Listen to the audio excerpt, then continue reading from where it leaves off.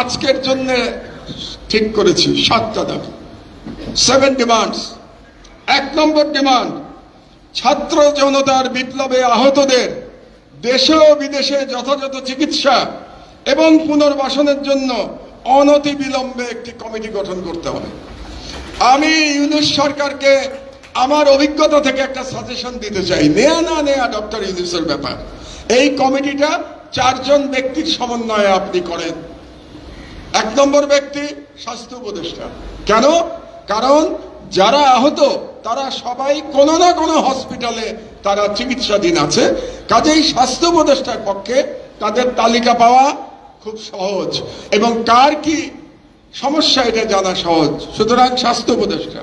2 নম্বর অর্থ উপদেষ্টা ডক্টর সালাউদ্দিন, কারণ তাদের দেশে বিদেশে চিকিৎসা এবং পুনর্বাসনের জন্য টাকা লাগবে, সেই টাকার বিষয়টা অর্থ মন্ত্রণালয়কে দেখতে হবে, কাজেই কোঅর্ডিনেশনের জন্য অর্থমন্ত্রী লাগবে।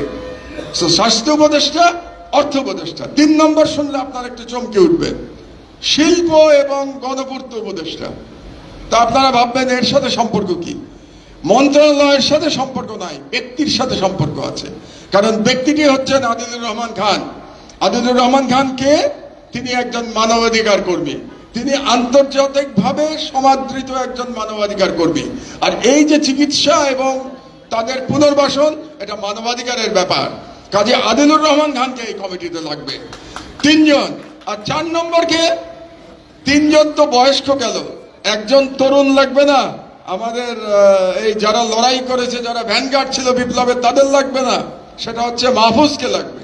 মাহফুজ হচ্ছে ডক্টর ইউনূসের রাজনৈতিক সচিব আর উপদেষ্টা, যাই হোক, সহকারী। কেন মাহফুজকে লাগবে? কারণ মাহফুজ ইজ দ্য চোখ এবং কান ডক্টর ইউনূসের, এবং সে রিপ্রেজেন্ট করে ইয়াং জেনারেশনকে, কাজে মাহফুজকে এই কমিটিতে লাগবে।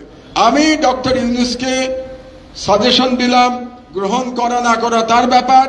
এই 4 জনের সমন্বয়ে আপনি অনতিবিলম্বে একটা কমিটি গঠন করে দেন।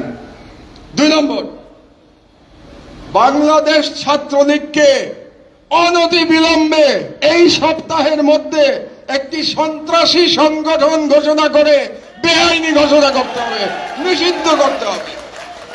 বাংলাদেশে গত 16 বছরে যত সন্ত্রাসী কর্মকাণ্ড ঘটেছে তার জন্য একতরফাভাবে বাংলাদেশ ছাত্রলীগ দায়ী। আর এই যে ছাত্র জনতার বিপ্লবে হাজার হাজার ছেলে মেয়েকে হত্যা করা হয়েছে, আবু সাইদকে হত্যা করা হয়েছে, মুগ্ধকে হত্যা করা হয়েছে, এই হত্যাকারীর মধ্যে পুলিশ ছিল এবং ছাত্রলীগের গুন্ডা বাহিনী ছিল। কাজেই ছাত্রলীগকে আমরা এই অনুষ্ঠান থেকে, আমার দেশ পরিবারের পক্ষ থেকে এবং সাংবাদিক সমাজের পক্ষ থেকে এই সরকারকে আমরা 7 দিনের আলটিমেটাম দিচ্ছি। 7 দিনের মধ্যে ছাত্রলীগকে সন্ত্রাসী সংগঠন করে নিষিদ্ধ ঘোষণা করতে হবে, অন্যথায় আমি সাংবাদিক সমাজকে মাঠে সাথে নিয়ে আমরা রাজপথে আন্দোলন শুরু করব এই অ্যাকশন নেওয়ার জন্য। 3 নম্বর, যমুনা সেতুকে শহীদ আবু সাইদ সেতু নামকরণ করতে হবে, যাতে করে যুগের পর যুগ, শতাব্দীর পর শতাব্দী মানুষ যখন যমুনা ব্রিজ দিয়ে পার হবে তারা শহীদ আবু সাইদকে দেখতে পাবে। আর আবু সাইদের সেই প্রসারিত হাতে তার সেই শাহাদাত গ্রহণ বাংলাদেশের তরুণ সমাজকে শত শত বছর ধরে অনুপ্রাণিত করবে। এই জন্যে যমুনা ব্রিজকে অনতিবিলম্বে শহীদ আবু সাইদ সেতু ঘোষণা করতে হবে। 4 নম্বর, 2009 সালের পর থেকে ভারতের সাথে যে সকল চুক্তি সম্পাদন করা হয়েছে সেগুলোর প্রতিটি ধারা উপধারা জনসম্মুখে প্রকাশ করতে হবে, ট্রান্সপারেন্সি দেখাতে হবে, জনগণকে জানতে হবে ভারতের সাথে কি কি চুক্তি হয়েছে আমার। 1, 2, এটার সেকেন্ড পার্ট হচ্ছে এগুলো পুনর্বিবেচনার জন্য একটা কমিটি গঠন করতে হবে, যেখানে দেশপ্রেমিকরা থাকবে, যেখানে ডক্টর ইফতেখারুজ্জামান এবং ডক্টর দেবপ্রিয়র মতো কোনো ব্যক্তি, ফ্যাসিবাদের কোনো দোসর এবং ভারতীয় হেজেমনির এই দেশীয় কোনো দালাল থাকতে পারবে না।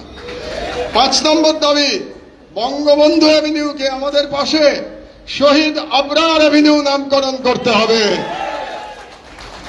কারণ আপনাদের বুঝতে হবে এই ছাত্র জনতার বিপ্লব শুরু হয়েছে শহীদ আবরারের শাহাদাতের মধ্য দিয়ে এই ছাত্র জনতার ইন্ডিয়ান হেজেমনি বিরোধী বিপ্লব শুরু হয়েছে। এই বিপ্লবের জন্য তার নাম বঙ্গবন্ধু এভিনিউ থাকতে পারবে না এখানে, এটা শহীদ আবরার এভিনিউ করতে হবে। আর শেখ মুজিবুর রহমানকে মনে রাখতে হবে আপনাদেরকে, আপনারা যারা শেখ মুজিবুর রহমান সম্পর্কে এক ধরনের সফটনেস আপনাদের মধ্যে আছে, আপনাদের মনে রাখতে হবে শেখ মুজিবুর রহমান স্বাধীন বাংলাদেশের প্রথম স্বৈরাচারী নেতা, এবং শেখ মুজিবুর রহমান ফ্যাসিস্ট শেখ হাসিনার ফ্যাসিবাদের আইকন। একটা ফ্যাসিবাদ উত্তর বাংলাদেশে কোন ফ্যাসিবাদের আইকনের নামে কোন স্থাপনা থাকতে পারবে না। পরিষ্কার কথা আমাদের, শেখ মুজিবুর রহমানকে আমরা ফ্যাসিবাদের আইকন হিসাবেই দেখি, এবং এর জন্য যদি কেউ দায়ী থাকে সে শেখ হাসিনা নিজে দায়ী, কারণ 16 বছর ধরে সে শেখ মুজিবকে সর্বত্র ফ্যাসিবাদের আইকন হিসাবে প্রতিষ্ঠিত করেছে। 6 নম্বর দাবি, ওয়ার্ল্ড হেলথ অর্গানাইজেশন থেকে ফ্যাসিস্ট হাসিনার কন্যা সাইমা ওয়াজেদ পুতুলের নমিনেশন অনতিবিলম্বে প্রত্যাহার করতে হবে। কারণ এই পুতুলকে নমিনেশন দেয়া হয়েছিল জালিয়াতির মাধ্যমে প্রথমত, আর দ্বিতীয়ত অনেকে বলে থাকেন যে এটা তো ওয়ার্ল্ড হেলথ অর্গানাইজেশনের ব্যাপার, আমরা যদি নমিনেশন উইথড্র করি তাহলেও হয়তো তারা তার পদ থেকে সরাবে না, কিন্তু সেটা ভিন্ন প্রসঙ্গ। ওয়ার্ল্ড হেলথ অর্গানাইজেশন সরাবে কি সরাবে না এটা তাদের ব্যাপার, কিন্তু আপনি সরকার, এই বিপ্লবোত্তর ডক্টর ইউনূসের সরকার, আপনাকে সিগন্যাল দিতে হবে, মেসেজ দিতে হবে, এটাকে আপনাকে মেসেজ হিসাবে ধরতে হবে যে বাংলাদেশ সরকার পুতুলের নমিনেশন WHO তে প্রত্যাহার করে দিয়েছে। এটা হচ্ছে আমার 6 নম্বর দাবি। আর নাম্বার 7, আমি এবার জেলে গিয়ে 2 জন ব্যক্তি যারা জেলে মারা গেছেন তাদের মৃত্যু নিয়ে এই 5 দিনে অনেক কথা শুনে এসেছি। বিগত ফ্যাসিবাদী সরকারের আমলে তারা মৃত্যুবরণ করেছেন, কিন্তু আমাকে জেল থেকে যেটা বলা হয়েছে 2 জনকেই হত্যা করা হয়েছে। এটা জেলের 90% কয়েদিদের ধারণা, যে আমি নাম বলছি আপনাদেরকে একটু পরে, যে 2 জনকেই ফ্যাসিবাদী সরকার হত্যা করেছে।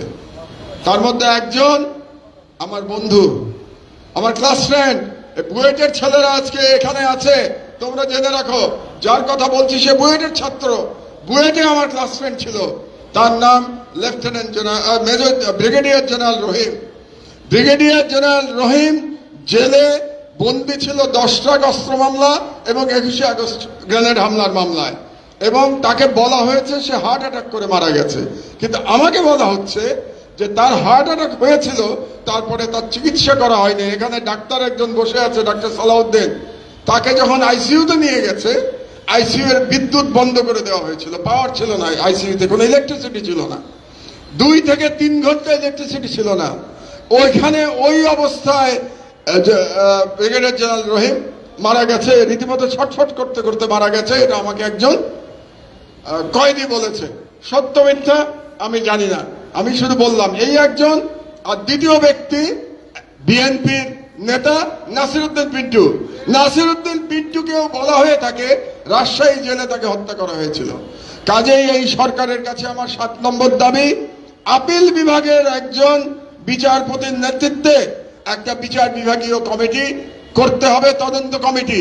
সেই কমিটির দায়িত্ব হবে সমস্ত কাগজপত্র পর্যালোচনা করে ব্রিগেডিয়ার জেনারেল আমার বন্ধু ব্রিগেডিয়ার জেনারেল রহিম এবং আমার ছোট ভাই নাসিরউদ্দিন পিন্টু তাদের মৃত্যুর তদন্ত করা।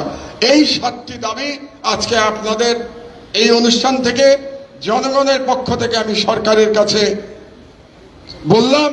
আমরা এই সরকারকে কিন্তু সহযোগিতা করতে চাই, আমি বারে বারে বলছি, কারণ হচ্ছে, কারণটাও বলেছি, শহীদদের রক্তের উপর দিয়ে এই সরকার প্রতিষ্ঠিত হয়েছে।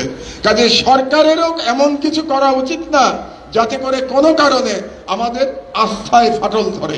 আমি আশা করতে চাই ডক্টর ইউনূসের সরকার সফল হবে, সফলভাবে তাদের সকল দায়িত্ব শেষ করে দায়িত্ব ইলেক্টেড গভর্নমেন্টের কাছে দিয়ে তারা চলে যাবেন। আমরা আশা করছি, এখনো আমরা আশা করছি। আজকের বক্তব্য একটু দীর্ঘ হয়ে গেল, আই এম সরি, বাট আপনাদের এই কথাগুলো বলা খুব প্রয়োজনীয় বোধ করেছি। তো আজকের বক্তব্য শেষ করছি এই বলে যে বিপ্লব দীর্ঘজীবী হোক, ইনকলাব জিন্দাবাদ, বাংলাদেশ জিন্দাবাদ।